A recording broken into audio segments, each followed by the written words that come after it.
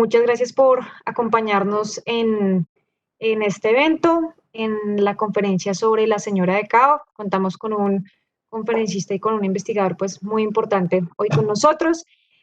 Esta conferencia se realiza en el marco de la nueva exposición temporal del Museo del Oro, la sacerdotisa de Chornancap, una mujer con poder en el antiguo Perú. Los invitamos a todos a visitarla presencialmente en el Museo del Oro, reservando sus cupos en la página web del museo. Ahí mismo también van a encontrar más información sobre la exposición, van a encontrar un interactivo que les permitirá explorar la excavación científica mucho más a fondo y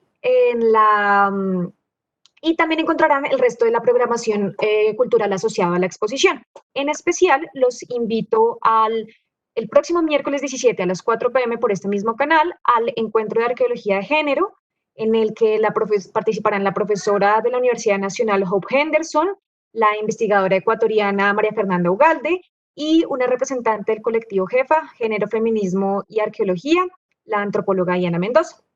Los invitamos a hacer todas sus preguntas por medio del chat de Facebook. Al final, nuestro conferencista las responderá.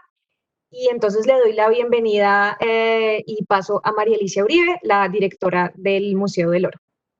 Buenas tardes a todos y bienvenidos a este evento, la segunda conferencia académica asociada a nuestra exposición temporal en el Museo del Oro del Banco de la República en Bogotá, la sacerdotisa de Chornancap, una mujer con poder en el antiguo Perú.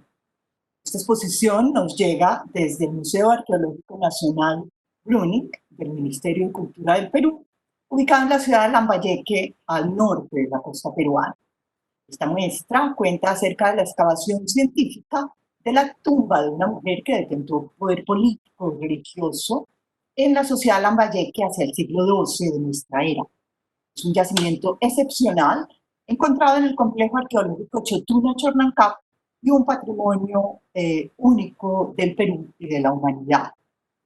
Hoy tendremos la conferencia La señora de Cao, una mujer de poder y prestigio en la cultura moche, costa norte del Perú, por el profesor Régulo Franco Jordán. Después del descubrimiento de las tumbas reales de Zipán por el doctor Walter Alba y su equipo, hacia finales de la década de 1980, se inicia una nueva etapa en la investigación arqueológica en el Perú, caracterizada por hallazgos inéditos que revelaron sobre los patrones funerarios de la élite, la arquitectura religiosa y otros aspectos del mundo mágico religioso moche que se conocían solo hasta ese momento a través de la cerámica. Entre estos hallazgos se destacan el de la tumba de la sacerdotisa de San José de Moro, una oficiante de la ceremonia del sacrificio, por el doctor Luis Jaime Castillo en 1991. Más tarde, en 2005, el hallazgo de la tumba de la señora de Cao y sus acompañantes, un contexto sin precedentes en la América antigua que puso en duda los paradigmas imperantes hasta ese momento sobre el papel de la mujer en el antiguo Perú. Acerca de este contexto es que nos contará hoy el doctor Régulo Franco, quien llevó a cabo las investigaciones científicas del magnífico hallazgo. El doctor Régulo Franco Jordán es arqueólogo de la Universidad Nacional Mayor de San Marcos, magíster en gestión del patrimonio cultural en la Universidad Nacional de Trujillo y doctor honoris causa de la Universidad Particular Inca Garcilaso de la Vega. Es un gran estudioso. En este momento lleva a cabo estudios de doctorado en 2 universidades, uno de ellos en Historia y Arqueología en la Universidad Complutense de Madrid. Durante su trayectoria profesional ha recibido múltiples distinciones nacionales e internacionales por el descubrimiento de la tumba de la señora de Cao. En 2015 obtuvo el diploma de honor otorgado por el Congreso de la República del Perú por su contribución al conocimiento y difusión de la cultura y el patrimonio cultural de la nación.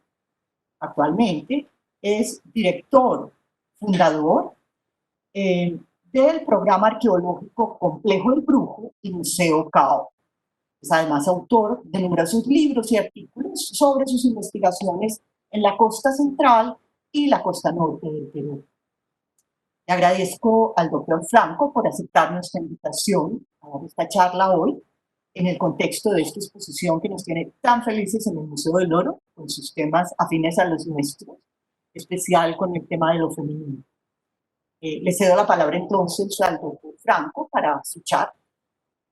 Agradezco la invitación por parte del Museo de Oro de Colombia. Agradecer a la doctora María Alicia Uribe, que es la directora de este maravilloso museo.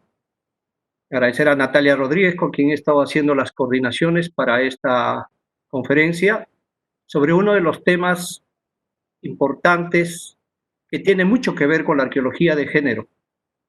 Y es un descubrimiento que sin lugar a dudas ha dado la vuelta al mundo en su oportunidad.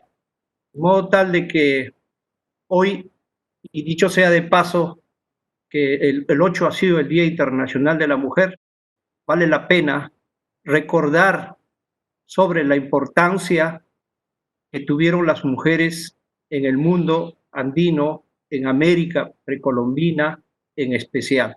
El siguiente, por favor. Bueno, nos vamos a ubicar primero.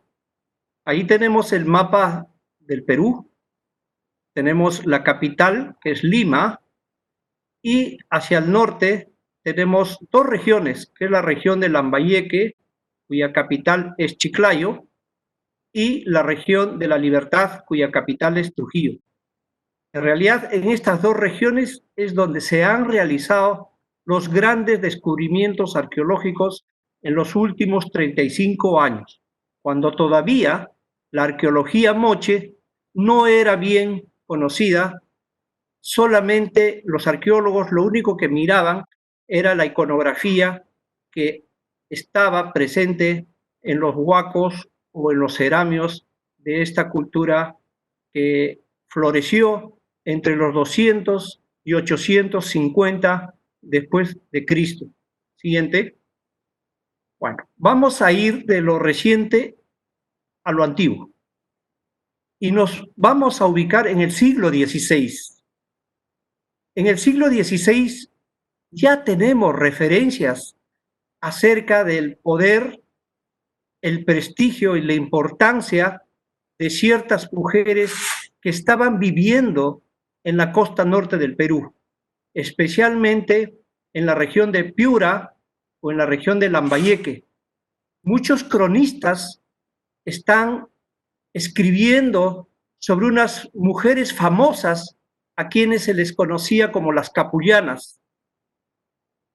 Estas mujeres de alcurnia dicen que hicieron historia en el norte del Perú, especialmente en la región de Piura y Lambayeque. Representan un símbolo distintivo de nuestra ancestral cultura tayán.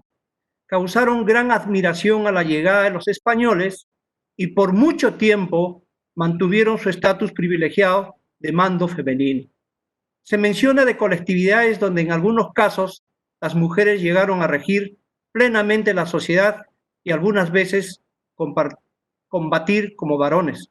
Y esto es verdad, porque también cronistas como Guamán Poma de Ayala, por ejemplo, entre otros, hablan sobre la importancia de las collas, por ejemplo, que eran las esposas del soberano inca, que era la máxima autoridad del imperio del Tahuantinsuyo. Una mujer que tenía mucha riqueza, dominios de muchas tierras, mucha servidumbre a su lado, y también se menciona, desde luego, a mujeres combatientes, mujeres que guerreaban, que combatían como los hombres. De modo tal que tenemos noticias obviamente muy escuetas sobre la importancia de las mujeres en el antiguo Perú. Y solamente la arqueología es la que va a responder acerca de la trascendencia que tuvieron estas mujeres en el antiguo Perú. Y eso es lo que hoy vamos a hablar. Siguiente. Bueno, empezamos los descubrimientos arqueológicos en la década de los 80. Como ustedes deben saber, el doctor Walter Alba y su equipo hicieron un gran descubrimiento el año 87 con los auspicios de la revista National Geographic, quien dio a conocer a través del mundo el gran descubrimiento de las tumbas reales de Zipán, que muchos consideraron su importancia comparada con la tumba de Tutankamón. Tanto así que le llamaban el Tutankamón de América. Pero no sabíamos que después de muchos años íbamos a descubrir, desde luego, una tumba, ya no de un hombre, sino más bien de una mujer. El siguiente. Nos vamos a ubicar en la región de Lambayeque. Ahí tenemos la ciudad principal, conocida como Chiclayo, y hacia la dirección del mar se encuentran unos monumentos arqueológicos muy importantes que se vinculan con la cultura lambayeque. Siguiente.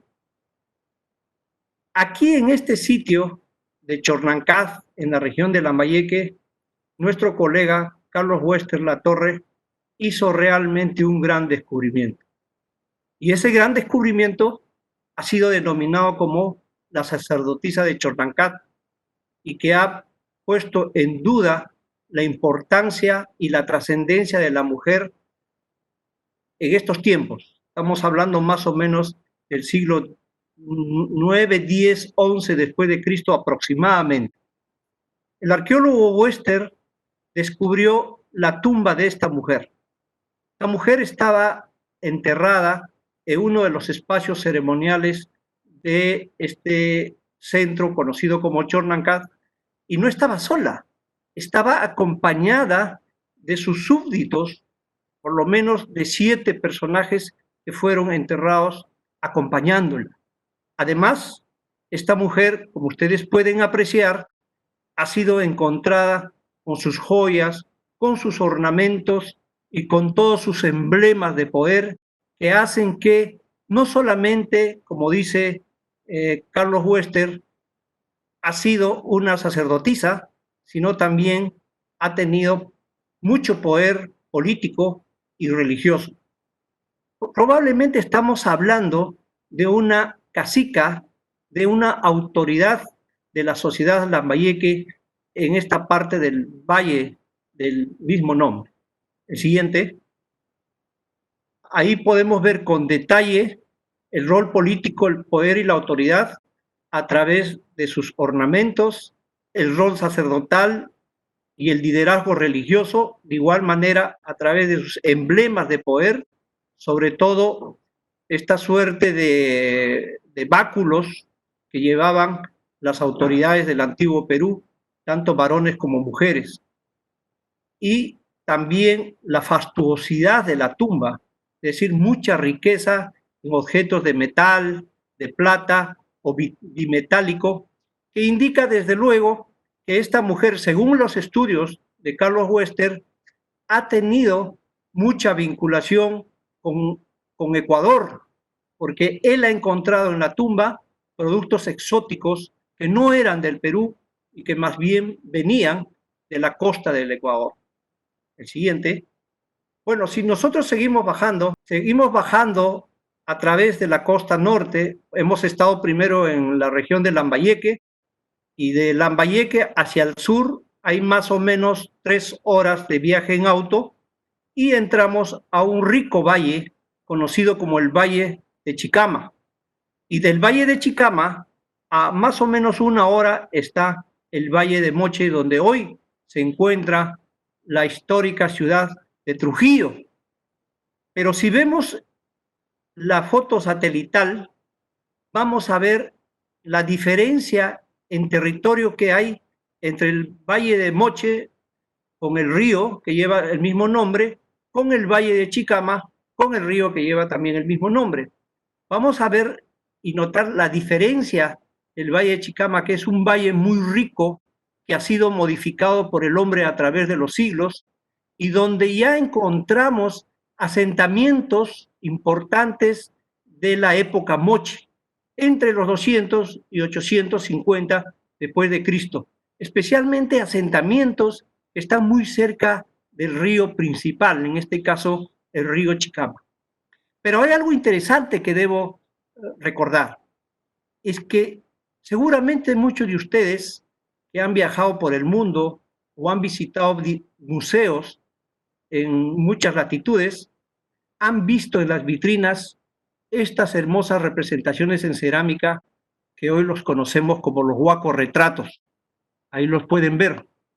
Son huacos retratos que en algún momento, por su descubridor, el doctor don Rafael Larco Oile, considerado como el padre de la arqueología norteña, estamos hablando de la década del 40 del siglo pasado, los bautiza como los alaej, los jefes, los señores importantes.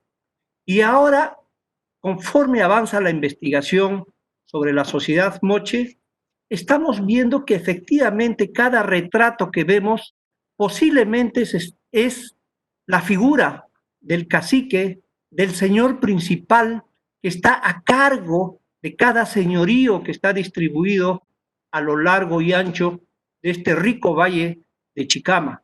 De modo tal de que si hablamos en términos de organización sociopolítica, estaríamos hablando de una suerte de parcialidades, de cacicazgos, curacazgos, de jefes políticos que están manejando sus propios pueblos, con mucho poder desde luego, pero también estamos hablando de una meca religiosa, de un centro ceremonial importante donde están sus dioses, donde están sus ancestros.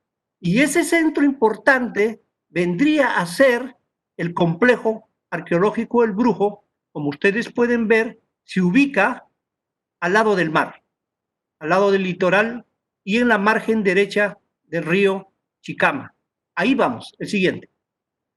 Nos encontramos, como ustedes ven en otra foto aérea, el complejo arqueológico El Brujo, que tiene una forma, digamos, caprichosa, muy parecida al mapa de América del Sur. Pero eso es simplemente una casualidad.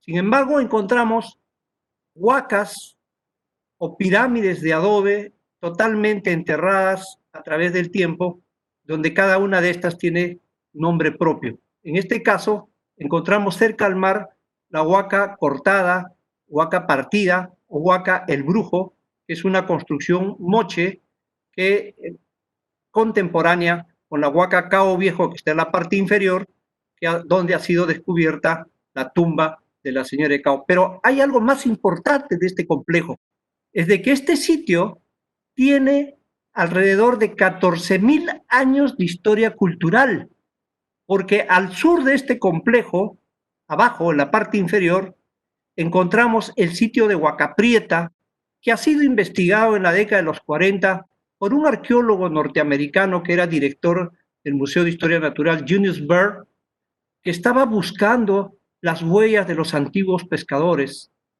Él excavó ahí y sacó una cronología que también dio la vuelta al mundo en su tiempo, de 5,000 años, que realmente era una data revolucionaria para esa época.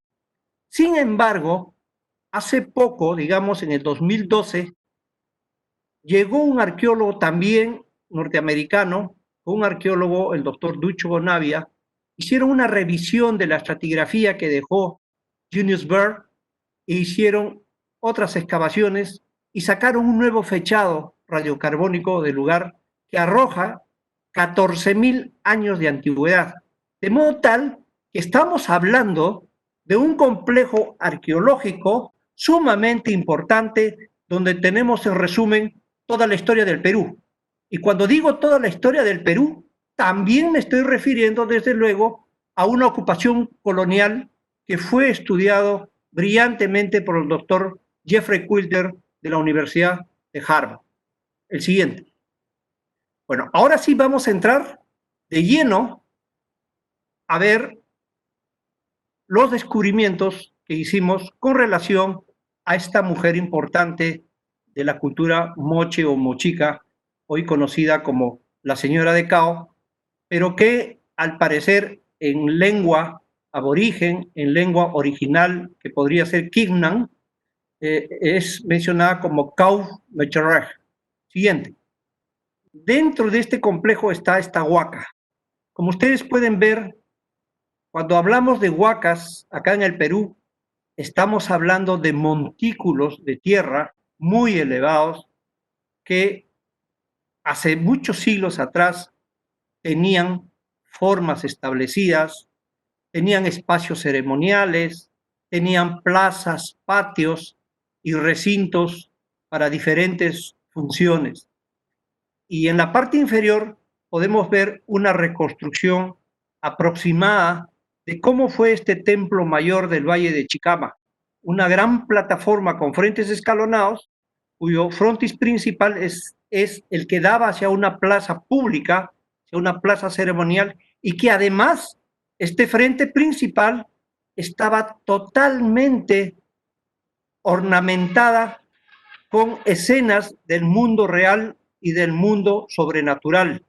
En los escalones superiores podemos ver increíbles formas de seres sobrenaturales que formaban parte del mundo mágico religioso de los moche o mochicas.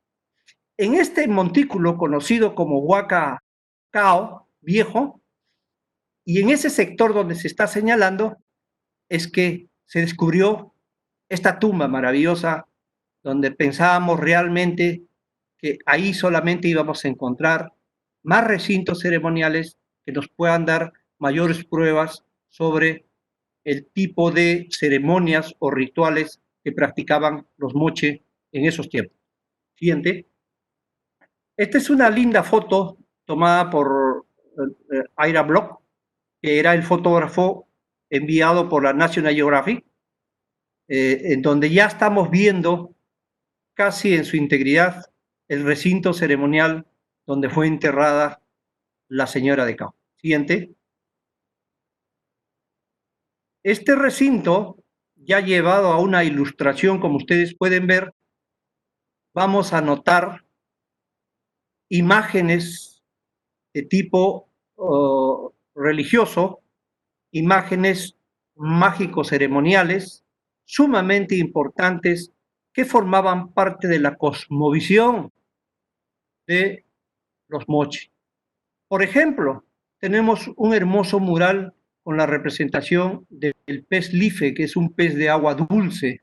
Este pez es como el salmón que va contracorriente y da la impresión que su conexión es directa con el agua, con las lluvias que ocurren en las altas montañas, y tiene dirección efectivamente hacia el lado oeste por donde llega la lluvia. Luego vemos un hermoso mural con escaques, con cuadrantes, y en el interior la figura estilizada de una especie de dragón, le llaman animal fantástico, le llaman el dragón recuay, pero también es denominado como el animal lunar. Sin embargo, ya tenemos noticias a través de la etnohistoria y a través de la arqueología y las comparaciones que hacemos en la iconografía, de que estamos hablando de una divinidad vinculada con el agua, con las lluvias, que era lo lógico. El encontrar al pez life que va contracorriente, sube, y encontrar a este ser sobrenatural que es el dios de la lluvia, hay congruencia, es decir, es el ser que envía la lluvia o el agua sagrada para fertilizar los campos de cultivo de la costa donde realmente no hay agua.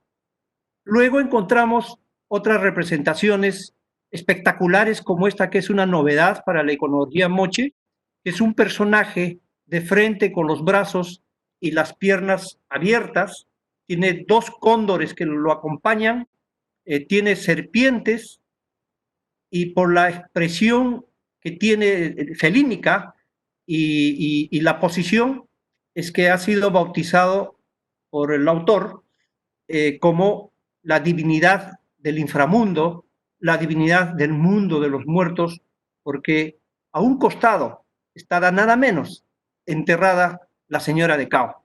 Y también encontramos, desde luego, otras representaciones de peces, quizás de agua dulce o del mar, y también nuevamente este animal lunar, que decimos lunar porque en otras versiones iconográficas se encuentra asociado efectivamente a la luna.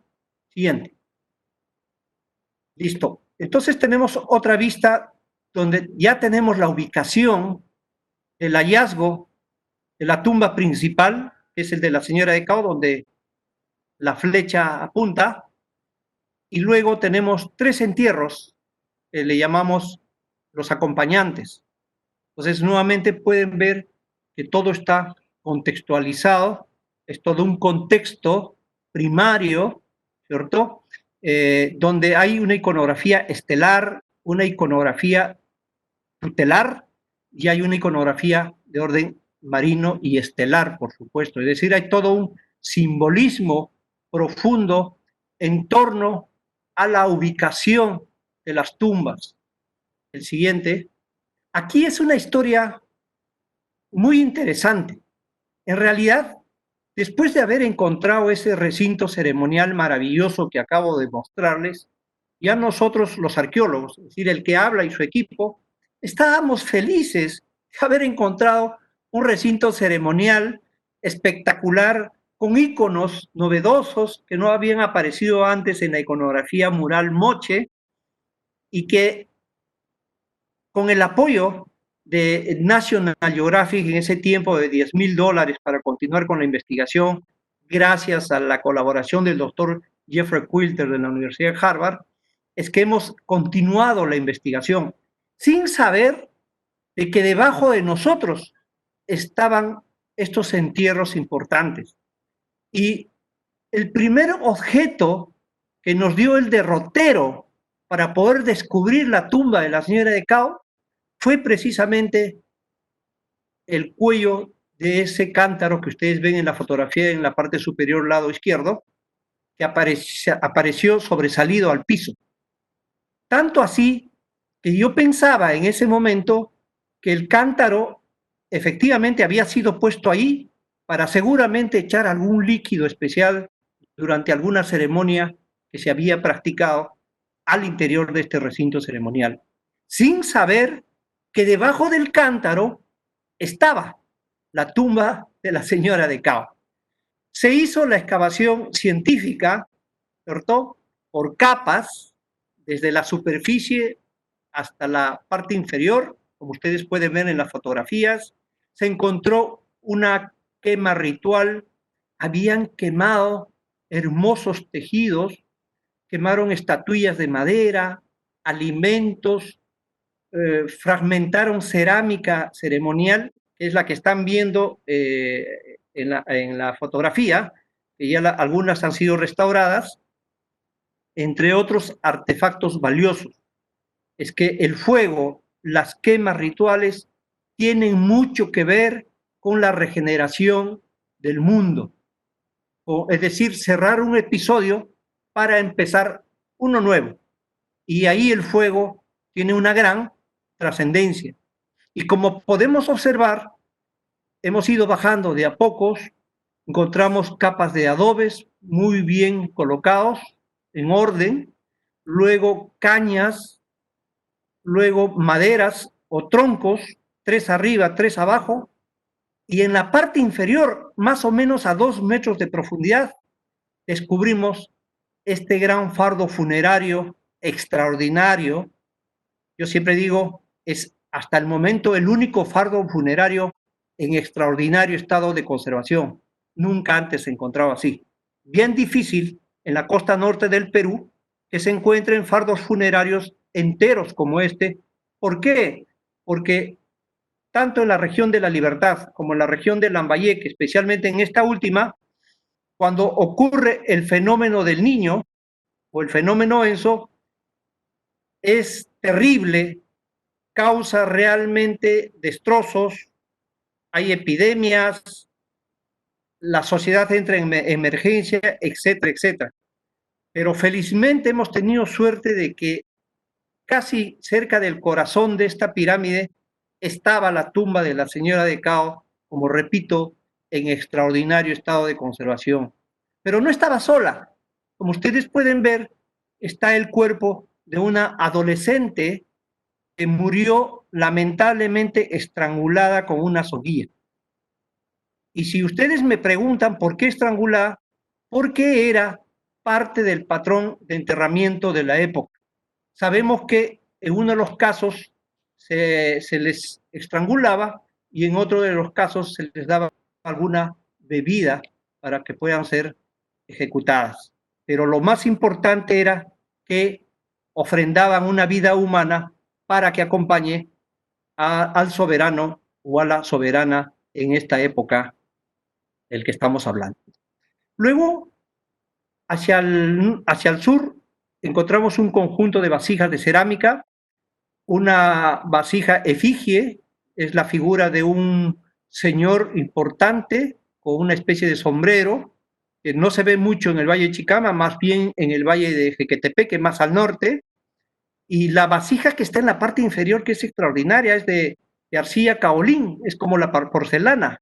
Y es una escena de curanderismo que da mucho que hablar, porque el tema del curanderismo en la costa norte del Perú todavía hoy es muy fuerte. El siguiente, por favor. Bueno, nuevamente tenemos otra vista del fardo funerario que pesaba más de 100 kilos. Y al lado norte, como repito, la concentración de vasijas de cerámica. Pero, no obstante, revisando la información sobre Moche, encontramos que en el Peabody Museum de Harvard hay una pieza extraordinaria que ustedes la pueden ver ahí, que es un rito, el culto al ancestro, y el ancestro está al interior de un fardo funerario. Es decir, se ha graficado una parte del rito de un ancestro importante de la época Moche. Y en la parte inferior, el dibujo del mismo con mayores detalles, donde no solamente, como ustedes pueden ver, participan mujeres en la realización del culto o del rito, sino también hasta un perrito.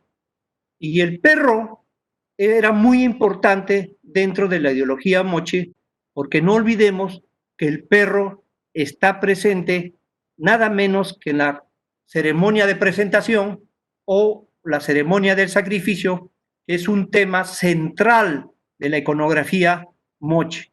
El siguiente. Ajá.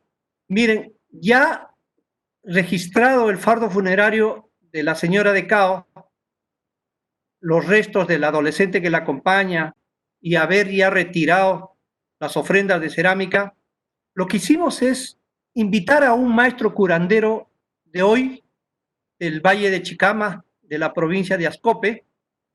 Él es Ombayej.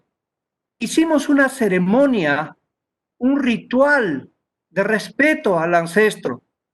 Sabíamos que dentro de ese bulto, de ese fardo, se encontraba un personaje sumamente importante de la sociedad Moche, por lo tanto, teníamos que rendirle homenaje, teníamos que guardarle respeto y se hizo un ritual sin precedentes, como ustedes pueden ver, tanto así que el fardo funerario fue trasladado por todo el equipo, acompañado del gran maestro curandero por delante, hacia nuestro laboratorio, donde íbamos a empezar otro tipo de trabajo que ya consiste en la apertura del fardo funerario de la señora de Cao. Siguiente.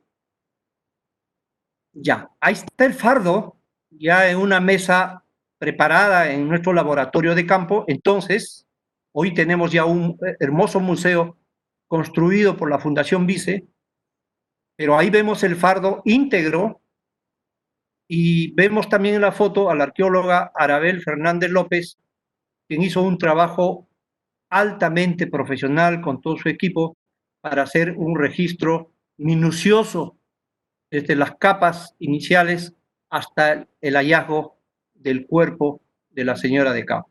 Hasta ese momento no sabíamos sobre el género del personaje que estaba al interior, porque ustedes pueden ver las improntas del fardo funerario donde aparentemente están apareciendo porras a los costados. Siguiente.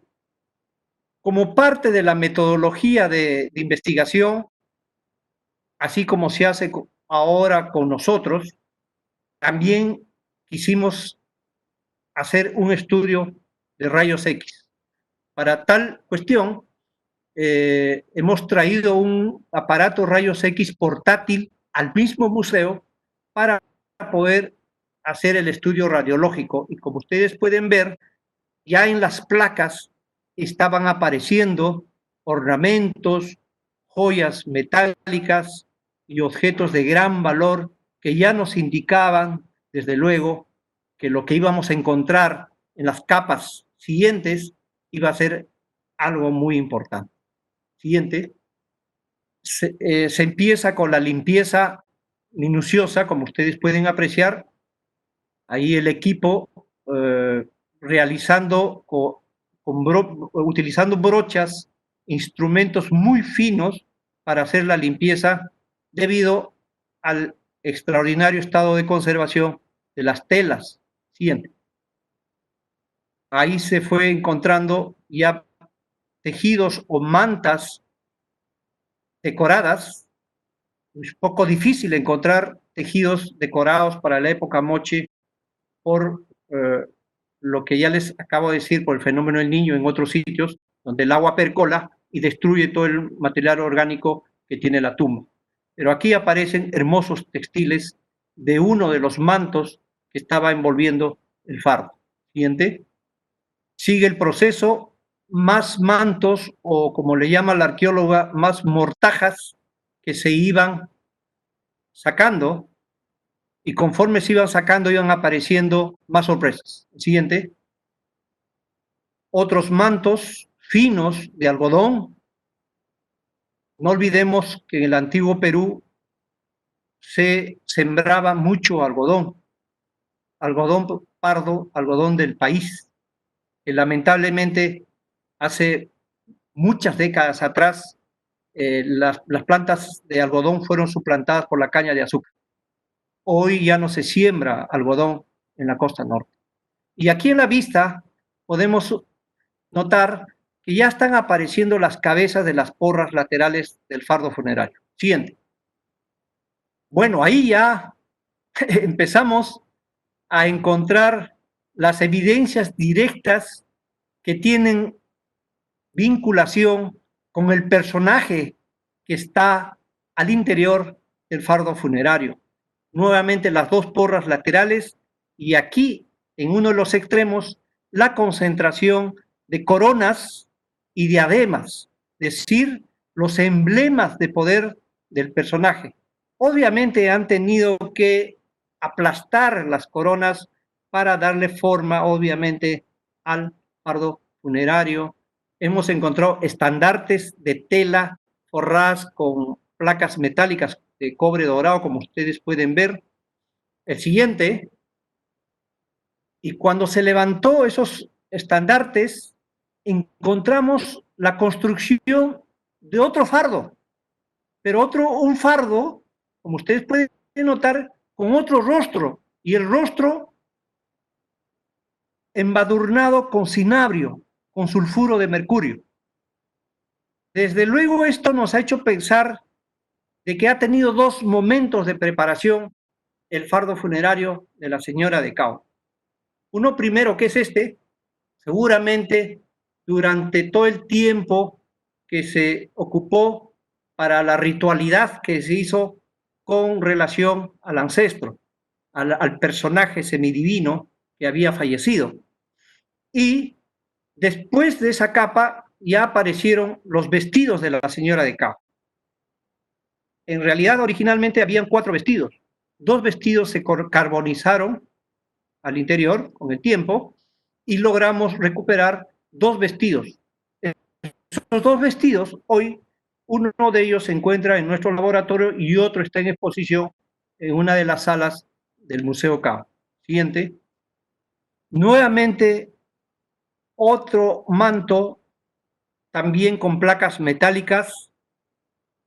Luego, levantado eso, encontramos el cuerpo desnudo de una mujer. Y aquí quiero contarles algo que nunca me voy a olvidar.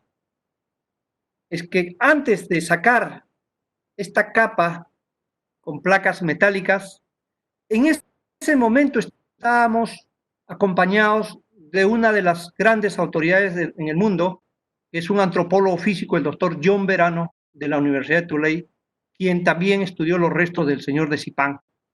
Él nos tenía que decir si el cuerpo era de un hombre o el de una mujer. Y ese ha sido un momento histórico para todos quienes hemos estado presentes. Y cuando ya se descubrió y se tuvo el cuerpo desnudo de este personaje, cuyo rostro estaba cubierto con un cuenco dorado, de cobre dorado, John Verano nos dijo que se trataba de una mujer. Imagínense ustedes, eso fue para nosotros algo importante, trascendental, asombroso, de que el personaje importante dentro de todo lo que habíamos visto era una mujer. Y desde ese día, observar también que lleva in situ sus ornamentos, sus collares de piedras semipreciosas, de plata, de oro, y algo muy particular, en sus antebrazos y sus manos tiene tatuajes. Por eso que cuando National Geographic, el año 2006, publica en su revista un artículo sobre este descubrimiento, le denomina la dama de los tatuajes. Y es que estos tatuajes no son comunes, no se han visto antes en el cuerpo de algún personaje moche, es la primera vez, sobre todo de una mujer. Y notamos serpientes que están en movimiento hacia los dedos de la mano, encontramos octopus, una suerte de pulpos estilizados, encontramos serpientes, arañas, felinos, hay la presencia de un árbol, probablemente el árbol de la vida, hay un caracol dentro del tatuaje y figuras geométricas. Esto desde ya nos dice mucho, nos comunica mucho sobre los poderes que esta mujer tenía en vida. El siguiente. El detalle de sus collares, de sus ornamentos de poder, y lo más llamativo aquí, aparte de estos collares que son hermosos, son las narigueras que están en la parte inferior, que son estos ornamentos que se llevaban en la nariz. Son bimetálicos de oro y plata, eran 44 narigueras que se encontraron. O sea, son 44 narigueras que se encontraron y todas ellas es realmente una obra de arte. Dicen que el oro es el sudor del sol y la plata son las lágrimas de la luna. Ella tenía también orejeras como los tenía el señor de Zipán y cuentas de collares bastante representativas, pero que todo en general tienen mucha relación con la cosmovisión del mundo moche. Es más, hemos encontrado en uno de los collares, que es esa piedra anaranjada que ven ustedes, que es cornalina, y la cornalina existe, hemos entendido, en Colombia, y también aparentemente hay también en el Perú, en zonas muy cercanas de la Libertad. Pero lo que sí es cierto, y tienen que saberlo, es de que lapislázuli no hay en nuestro territorio del Perú.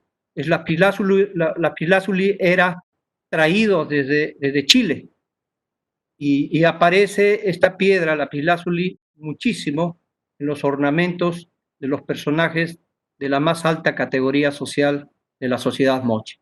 Siguiente. Así, de esa manera, en algún momento, por supuesto, hubo muchas dudas acerca del rol que representaba la señora de Cao. Primero empezaron a decir que se trataba de una sacerdotisa. Y luego, ya realizando los estudios necesarios, las investigaciones necesarias en base a la iconografía, en base a los restos que se habían encontrado asociados a ella y entre otros soportes, notamos pues una gran importancia y simbolismo, sobre todo en dos elementos, para poder darle un rol a cierto personaje. Lo importante son las coronas o diademas, No olvidemos que en la época inca, para poder entronizar al Señor Supremo, le tenían que colocar sobre la cabeza la mascaipacha. Una vez colocada la mascaipacha, ya estaba entronizado con la máxima autoridad para poder gobernar en el Tahuantinsuyo. En la época pre-inca, desde luego, ha sido de la misma manera. Entonces tenemos la corona, junto con la diadema, como ustedes pueden ver, es uno de los elementos de poder, y el otro elemento es el báculo, lo que le llamamos la porra, que lo tienen en la mano.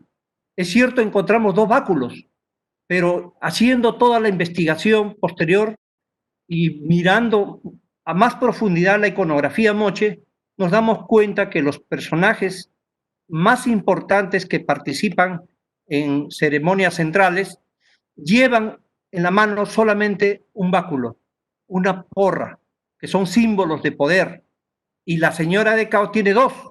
Eso significa, desde luego, que después podemos responder eso, de que los dos, para empezar, no son del mismo tamaño, no son del mismo material, y da la impresión de que una de las porras no es de ella, más bien ha sido heredado por uno de sus ancestros, entre muchas otras cosas.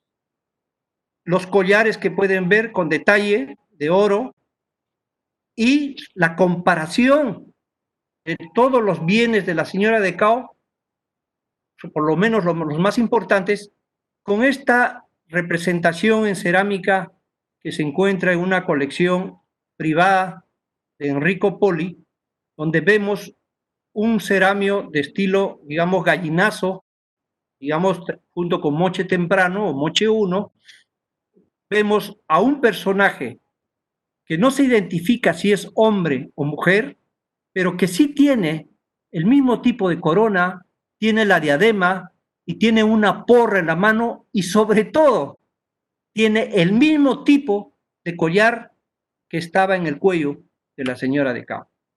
De modo tal de que estamos hablando de una mujer poderosa, de una mujer que ha tenido un rol político, ha tenido autoridad política, autoridad religiosa, y eso no le quita que haya tenido un rol sacerdotal, un liderazgo, y de hecho, cuando ella murió, porque se trataba de un personaje prominente en la sociedad moche, fue semidivinizada. Tanto así que el recinto ceremonial donde se encontraba ella, a que además era muy especial, encontramos sobre el piso quemas, muchas quemas, decenas de quemas, que quiere decir que cada cierto tiempo le estaban rindiendo culto a esta mujer. El siguiente. Bueno, yo he tratado de buscar si en América precolombina o prehispánica se había encontrado una mujer de esta categoría. Y lo único que he encontrado es una tumba importante que se descubrió en el sitio de Palenque y que le llaman la Reina Roja. Vamos a pasar rápidamente para que ustedes tengan una comparación acerca de esta mujer con la señora de Cao. Siguiente. Acá está Palenque, en Chiapas. Acá tenemos el templo 13, muy cerca del templo de las inscripciones, pero en el templo 13, en el año de 1994, un arqueólogo mexicano, Arnoldo González, en el 1 de junio, entró por este túnel. ¿Por qué? Porque él, al parecer, tenía evidencias de que en el corazón de esta estructura de piedra o de esta pirámide pequeña de piedra había algo importante. De modo que hicieron esta abertura, ingresaron, encontraron dos cámaras anteriores y la tercera cámara estaba sellada con un muro de piedras. Al abrir esa cámara de piedras, encontraron algo fabuloso. Siguiente. Encontraron un pequeño recinto de más o menos 4 metros por 2,50 y un gran sarcófago de piedra. Sobre el sarcófago, un incenciario y un agujero que tenía comunicación, desde luego, del exterior con el interior, y que muchos investigadores piensan que ese pequeño agujero, le llaman psicoducto, servía, según las creencias de la época, para que el alma del difunto salga por ahí. Miren qué interesante. Cuando sacaron la tapa del sarcófago, estaba también pintado de color rojo, o sea, de cinabrio. Levantaron la tapa y encontraron el cuerpo de esta mujer, que le llaman la Reina Roja, totalmente embadurnada con cinabrio, con sulfuro de mercurio, con máscaras de piedras semipreciosas y dos acompañantes. Una mujer amarrada de las manos, le habían extraído el corazón, fue ubicada hacia el lado este y hacia el lado oeste el cuerpo de un niño. En total tenía 2 ofrendas humanas. Y hicieron la reconstrucción de su rostro, ¿correcto? Y ahí pueden ver efectivamente un rostro muy parecido, además, a las representaciones iconográficas de esta sociedad o cultura maya, que muchos conocen. Entonces, estamos hablando de 2 mujeres, pero en este caso especial me olvidaba, es que ya las investigaciones en las últimas décadas han arrojado que ella probablemente ha sido la esposa de Pacal I y más o menos murió hacia los 626 después de Cristo. Pero ahí todavía no termina la historia. La señora de Cao no estaba sola, tenía sus acompañantes. Y vamos rápidamente a ver a los acompañantes. ¿Entiende? Nuevamente nos ubicamos en el recinto ceremonial, el entierro principal y los entierros de los acompañantes. Ahora, la ubicación de los 3 entierros, el entierro de la parte central es el más importante. El que está al lado izquierdo es un acompañante, un sacerdote, importante también, y el del lado derecho es un personaje simple. Pero el hecho de poner 3 entierros y un personaje central con 2 personajes laterales podría tener relación con una representación de la iconografía moche, donde vemos un tema del pasaje, donde no solamente está la divinidad principal arriba, sino otro personaje casi cadavérico, que es sostenido por un personaje y por una iguana, y que está en una situación de pasaje al mundo de los muertos. Parece que ese ha sido, o la hipótesis es que ese ha sido el objetivo de la colocación o la ubicación de los acompañantes de la señora de Cao. Siguiente. El personaje principal, este es el entierro del personaje principal, ustedes pueden ver, y está el fardo funerario. Siempre los difuntos moche están con la cabeza dirigida hacia el sur, es un patrón de enterramiento, siempre al sur. Hay pocas excepciones hacia otras orientaciones, pero casi todos se dirigen hacia el sur. Y en este caso especial, hacia los pies del fardo funerario, aparece el cuerpo de una adolescente, ahí la pueden ver, acompañada de una vasija de cerámica, que también fue estrangulada, es decir, una ofrenda hacia el personaje o sacerdote principal. La identidad de este personaje ya se ha reconocido. Primero se han encontrado estas vasijas de cerámica, un personaje masticando coca. Ustedes saben que la hoja de coca es sumamente importante y ha sido muy importante en el antiguo Perú. Tiene funciones terapéuticas, entre otros. El fardo funerario, la apertura del fardo, el cuerpo del personaje y una especie de chaleco de cuero con placas metálicas que luego los vamos a ver. El siguiente. Entonces, gracias a ese chaleco y gracias al hallazgo de otro chaleco o atuendo ceremonial que fue encontrado en la Huaca de la Luna, en la ciudad de Trujillo, es otro de los centros arqueológicos muy importantes en lo que le llamamos la Ruta Moche. Gracias a este atuendo ceremonial es que se ha descubierto que este personaje participaba en la ceremonia de masticación de coca, que otros prefieren llamarle en la ceremonia de invocación de agua o de lluvias. Como ustedes pueden ver, aparece un arco celestial y aparentemente gotas, donde están haciendo toda una ceremonia en conjunto o en equipo para poder propiciar las lluvias, porque ya hemos dicho que las lluvias vienen de las altas montañas y bajan hacia la costa para fertilizar los campos de cultivo. Y en nuestro Museo de Cao hemos hecho la reconstrucción de este personaje, como ustedes pueden apreciar. Bien. El que lo acompañaba fue estrangulado. Este personaje llevaba en su cuerpo un unku, también de tela, pero forrado con placas metálicas cuadradas, como ustedes pueden apreciar, y tejidos decorados. Y además tenía tatuajes en los pies. Y hasta donde más hemos podido llegar es que posiblemente este personaje fue un oficiante que participaba en danzas como se observan en la iconografía moche. Siguiente. Y el tercer personaje que va hacia la dirección del mar, este sí no tenía ofrendas, tiene las manos hacia la pelvis, ustedes pueden observar, solamente tenía una mantita que lo cubría, que desapareció con la humedad, y muy cerca de este entierro, hacia el norte, encontramos un mate pirograbado con esta representación vinculada aparentemente al entierro. Pero el doctor Jordi Esteban de la Universidad de Barcelona, quien estudió los restos de este personaje, ha asegurado que él tenía mayor movimiento en uno de los brazos. Pero lo que voy a decirles es una hipótesis nada más. Es muy posible que este personaje estaba vinculado con el mar, con las tareas del mar, un remero, ¿cierto?, que fue sacrificado para conducir al sacerdote al mundo de los muertos. El siguiente.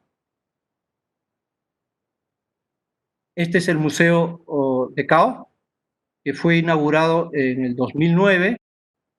La gran cubierta que está tapando los hermosos altos relieves moche tamaño natural y los otros espacios ceremoniales donde hemos descubierto cosas muy importantes, especialmente, como ustedes recuerdan, la tumba de la señora de Cao.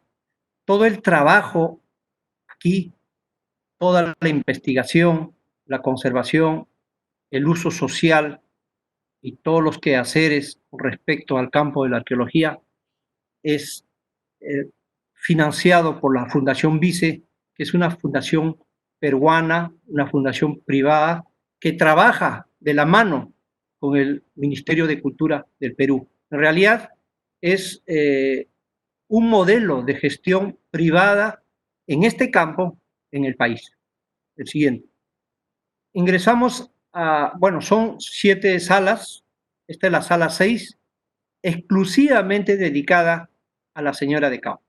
Ahí pueden ver sus emblemas de poder, sus joyas personales, todo lo que le acompañaba, sus vestidos, las agujas de oro, implementos para tejer, entre otros elementos. Y al fondo está el cuerpo de la señora de Cao. Bueno, quería explicarles que la manera de presentación del cuerpo de la señora de Cao ha sido repensado varias veces. No ha sido fácil mostrarla de esa manera. Y no se la ve directamente, se le ve a través de un espejo. O sea, su cuerpo está abajo, escondido, y el reflejo de su cuerpo es a través de un espejo. Es decir, el público la ve indirectamente. Y sus partes delicadas han sido cubiertas con un velo transparente. Esa es la forma como la presentamos a la señora de Cao con mucho respeto.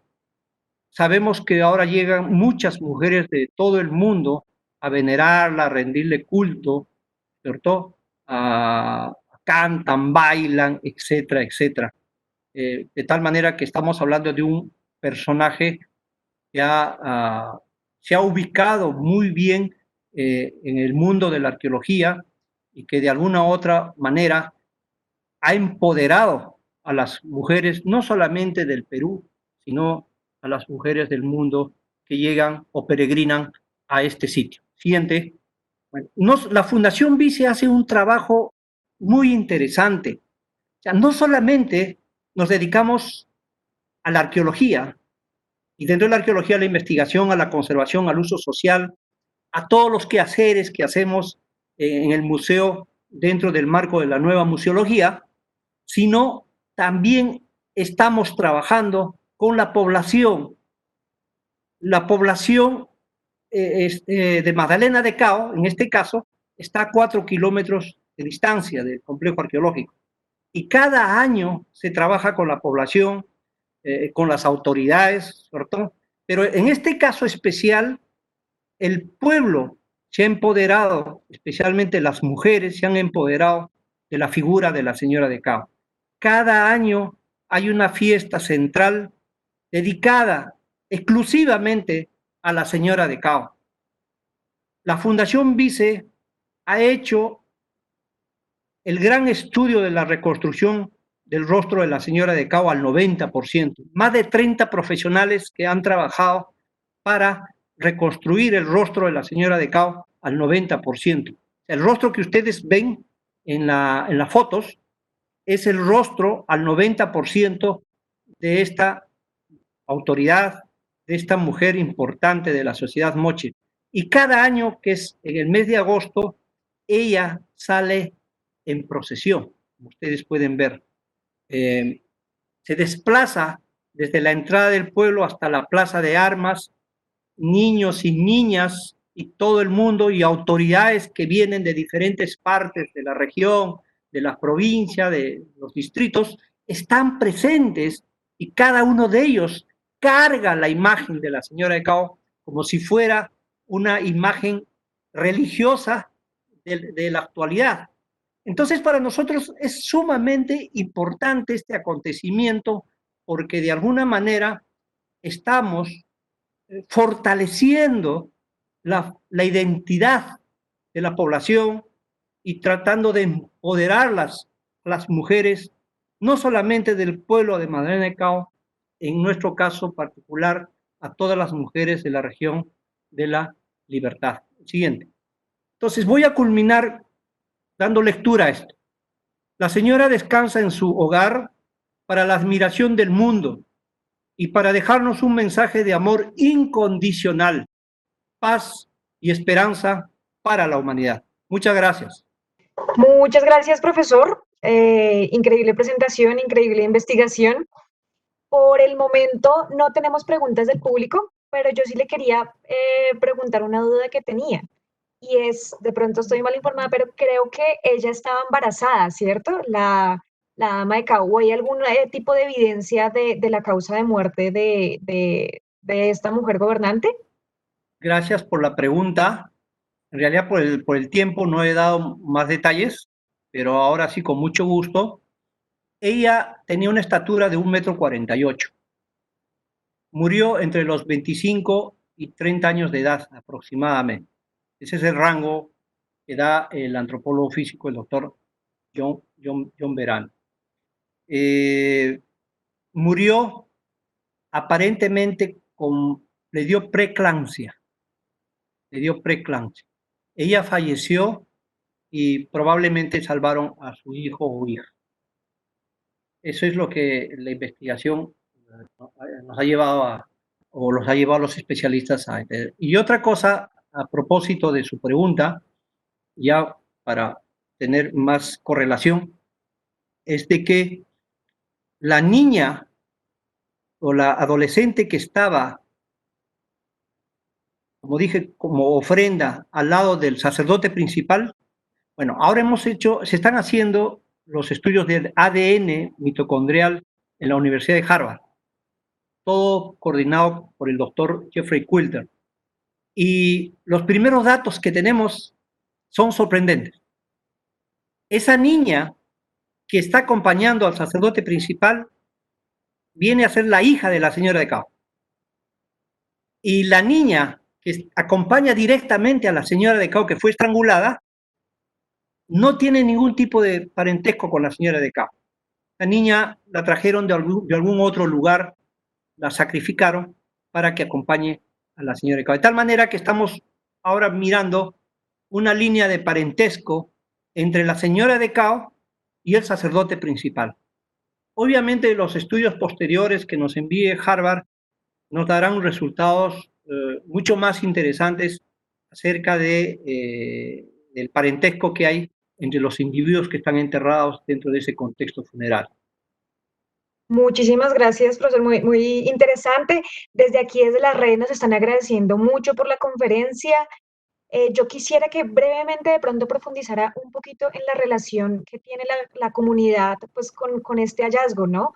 Porque pues es increíble la labor también que ha hecho el Museo de Cao, pues precisamente por establecer una relación de apropiación de estos hallazgos con la comunidad. Entonces, si de pronto puede profundizar un poquito más en esta última parte. Sí, a ver, nosotros en los últimos tiempos estamos hablando de que no solamente hay que poner en valor los monumentos arqueológicos, sino también hay que poner en valor las comunidades que están en torno a los monumentos arqueológicos. Eso quiere decir que los gestores de los museos arqueológicos tengan directamente una participación en la comunidad. Y eso es lo que nosotros hemos hecho a partir del año 2007 en el pueblo de Magdalena de Cao, que es el pueblo más cercano al complejo arqueológico.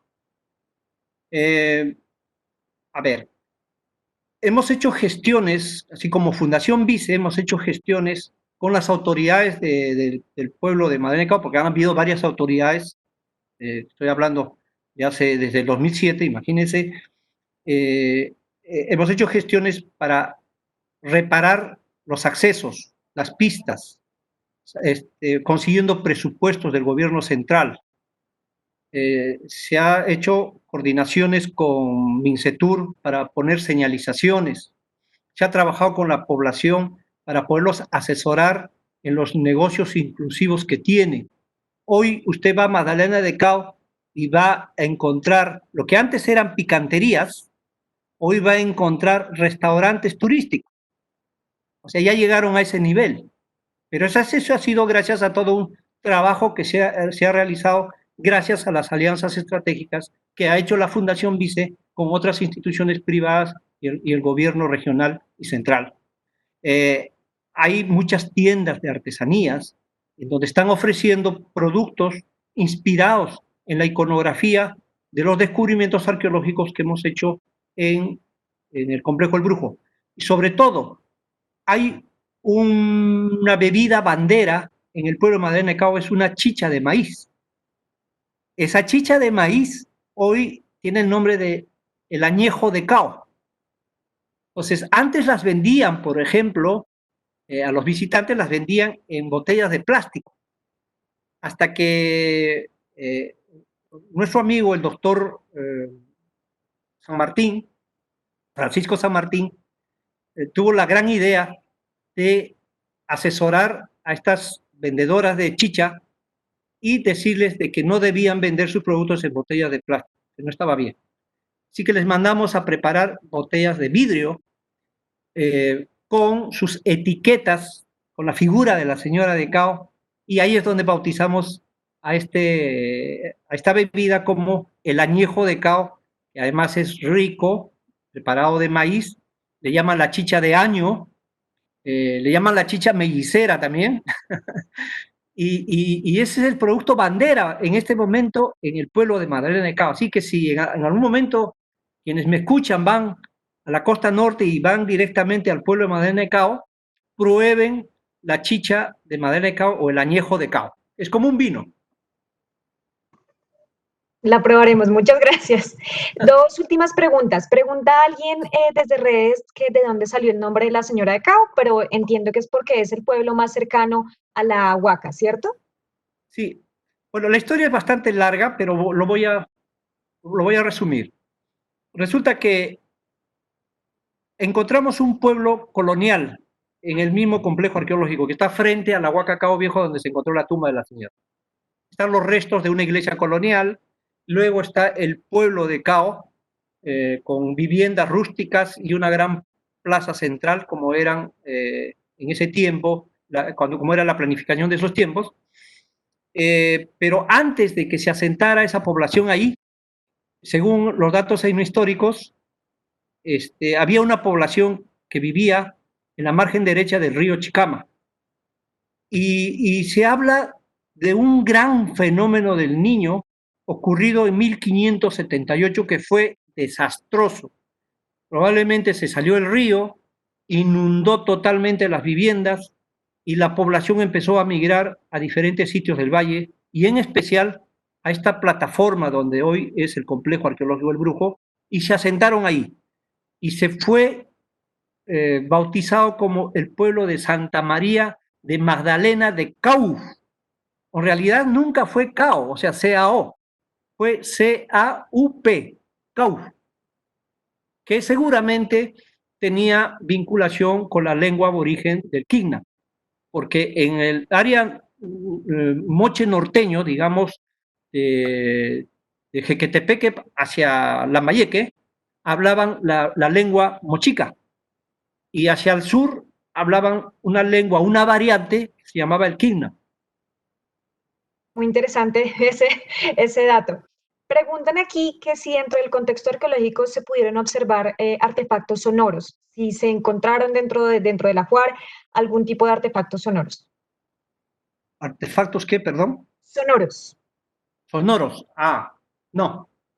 Artefactos sonoros no. Lo que sí encontramos es una tumba de cámara que se encontró en los 90s, la tumba de una sacerdotisa que tenía casi muy cerca de sus manos un silbato de cobre dorado que tenía la forma de unos batracios con huevitos. Y un silbato, obviamente, seguramente utilizado para ceremonias o rituales. Pero con la señora Eka o no. Ah, perfecto, listo. Y la última pregunta, dicen que maravillosa ponencia, felicitaciones desde Londres tenemos audiencia. Una pregunta, ¿podría decirnos si existió la Wilca como medicina en los templos de Mamacao? Bueno, ese es un tema muy importante. También es todo otra conferencia, en realidad, sobre las plantas medicinales, las plantas de poder. Tenemos varias plantas. Tenemos la coca, tenemos el huachuma, que es el que le llaman el San Pedro, y tenemos la huilca.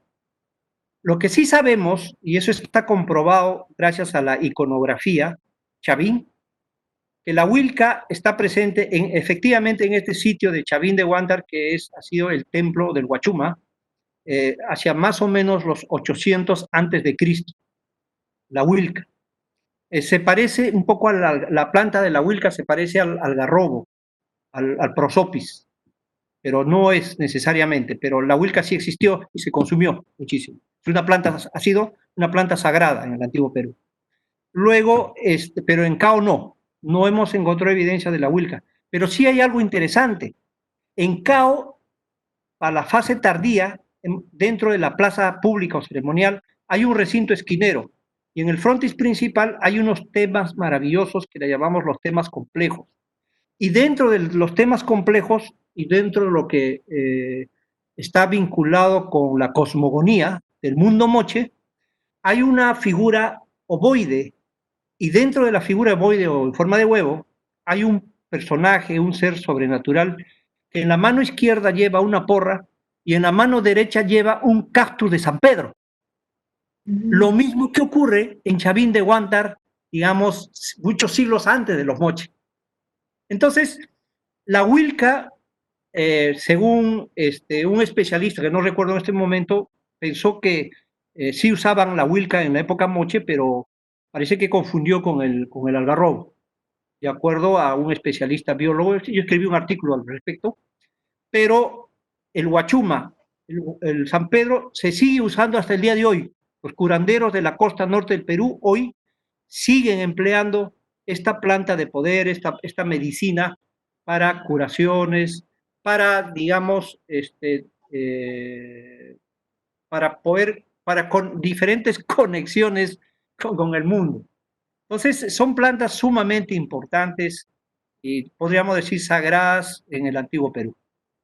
Muy interesante esta continuidad del uso de plantas medicinales, pues desde el Antiguo Perú hasta las comunidades de hoy. Para cerrar la sesión, quiero reiterar la invitación a visitar la exposición de la sacerdotisa de Chornancap, que obviamente no pertenece a la cultura moche, pero también pues tiene muchas referencias al tema de género, ancestralidad y al poder político religioso de la mujer en el antiguo Perú. Pueden realizar su visita por medio de la página web y también pueden encontrar en la página web más información sobre la exposición, sobre la programación cultural y sobre el interactivo que tenemos en el que se puede explorar precisamente la investigación, una investigación científica como la que acaba de mostrar el profesor Régulo, pues, pero en este caso de la sacerdotisa. Y los invitamos el próximo miércoles entonces por este mismo canal a las 4 p.m. a nuestro encuentro de arqueología de género y le doy paso entonces a nuestra directora, a María Alicia Uribe. Bueno, doctor Franco, pues muchísimas gracias. Aquí podríamos estar oyéndole sus historias hasta altas horas de la noche. Una magnífica conferencia, un complemento ideal para la que tuvimos del doctor Carlos Huesca. Y felicitaciones también por ese trabajo tan bonito que hacen con la comunidad y con la región. Entonces, bueno, esperamos poder encontrarnos en otro momento más adelante.